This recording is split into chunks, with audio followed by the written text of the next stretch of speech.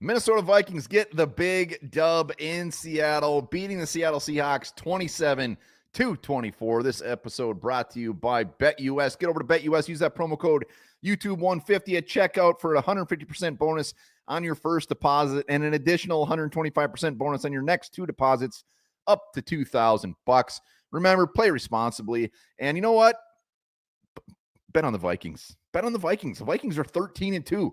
It's a sure thing, baby. It is a sure thing. So get over there, use that promo code YouTube150. You're going to break this game down, what this means for the Vikings moving forward. But let's get out. The Vikings have not won in Seattle since 2006. Seattle has had the Vikings number and just owned us in Seattle. And Kevin O'Connell, Sam Darnold and company said, screw it, we're ending that crap today. And that is exactly what they did. Seattle Seahawks coming in this game 8-6, fighting for a playoff spot. So this is a team that was healthy, coming in, scratching and clawing, needed a dub at home, and they didn't do it. So the Vikings put in some work. They put in some work. Doing a prediction on this one, every time I did a prediction on this game, I was all over the place. I had them winning by 7. I had them winning by 20. I had them winning by 3. I could not wrap my brain on how this game was going to go because Seattle is a good team. They are a good team. They got some players on offense. Their defense is very underrated. So going into this thing, I did not know what to expect. I did expect the Vikings to win, and they should have won, and they did. That is all that matters. Before we get into the Vikings, Philadelphia Eagles get the L, which means the Vikings control not only their destiny to win the NFC North, but they control their own destiny to win the number 1 seed. They got the Lions and the Packers coming up. Will be no easy tasks, but they are in the driver's seat, which is beautiful. Vikings were not supposed to win this many games this year. This was a transition year. This is a year where they figure it out. JJ McCarthy come back next year, and then maybe a ton of cap space. We go make some moves and be contenders. Nope, we're contenders now. Kevin O'Connell should be the coach of the year. Sam Darnold should be something into the year. I know he's not going to get MVP, but he should be getting something. We're going to talk a lot of Sam Darnold, and let's get right into it. Sam the man, 22 of 35, 246 yards, 3 touchdowns, 0 interceptions, quarterback rating of 112.3. This is like the 12th game this year he's had a quarterback rating over 100. Sam Darnold, wherever he's going to make his money next year, back up that truck because he is going to make a ton.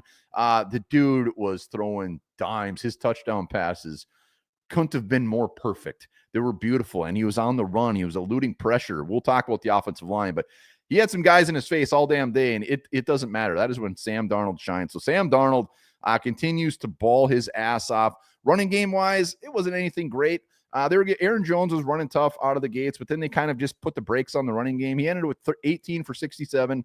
Nothing crazy. Goes over 1,000 yards. Is on pace to get his best season rushing yards-wise of his career. Take that, Green Bay. Aaron Jones comes here and has his best year ever.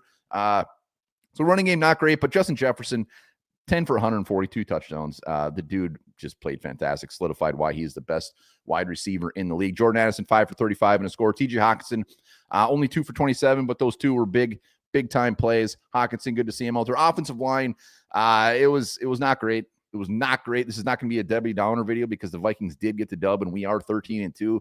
But it's going to be an issue. It's going to be an issue throughout the rest of the season, throughout the playoffs, and they're just going to have to overcome it. And they have done a very good job of overcoming it, mostly because of Sam Darnold's pocket awareness. The dude knows when people are sniffing up him, and he just moves around, makes a play. And we're going to have to continue to do it. We're going to play very good defensive lines moving forward. So it's the interior of that offensive line. It's the Blake Brand. Reiser didn't have a good game either. But Sam Darnold said, screw it, and got it. Let's go to the defensive side of the ball. Again, not overly fantastic. We did get 2 interceptions on Geno Smith, but only sacked him twice, both courtesy of Andrew Van Ginkel. Andrew Van Ginkel now has 11 sacks on the season, having a huge breakout year. We all knew Van Ginkel was going to come here, and there was a lot of intrigue about, man, this guy could break out here. This could be a perfect situation. That's exactly what he is doing. But we weren't getting pressure on Geno Smith. Geno Smith had too much time in the pocket and was making plays. Jackson Smith and Jigba had a big game today. DK Metcalf had a good game today. So there were some issues. There were some issues there, and it's been a theme the last few weeks of just not getting pressure early. Come third, come fourth quarter, we start finally getting pressure and start making some plays, because when we're getting Geno Smith on the run, getting him uncomfortable, that's when he was making bad throws. He ended up with 2 interceptions, and Just too much time for Geno. We got to figure that out. If Jordan Love and Jared Goff have a lot of time in the next coming weeks, the Vikings could be in trouble. But let's give it up to Theo Jackson.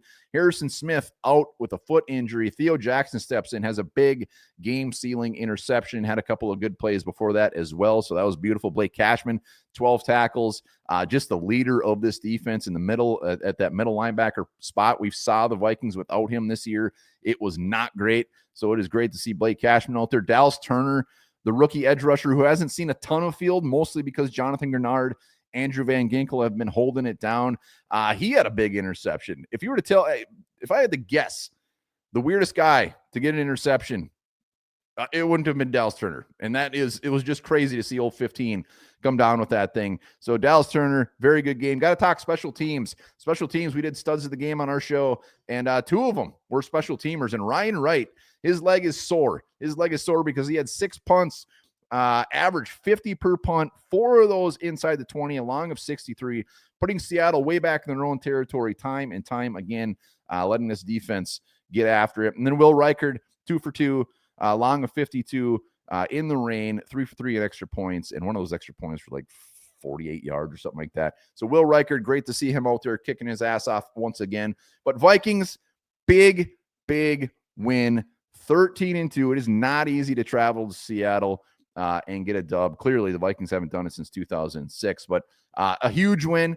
Kevin O'Connell, like I said earlier, man, coach of the year. He's the coach of the year. I might be drinking some purple Kool-Aid this morning, but he is the coach of the year. And Sam Darnold just continues week in and week out. The man is on a tear. He's got 32 touchdowns this year. 32 touchdowns. The Vikings single season record is Dante Culpepper with 39. 39. And you know what? It's in reach. It's in reach. The thought of Sam Darnold owning single season records for the Minnesota Vikings when he is just kind of a fill-in guy for a year is absolutely insane. It's beautiful. So Vikings 13-2. Green Bay is coming to Minnesota here. We hold our cards. We'll decide what happens, but I'm feeling good. And remember, head over to BetUS. Use that promo code YouTube150 at checkout for that 150% bonus on your first deposit, and dish 125% bonus on your next 2 deposits up to $2,000. Go.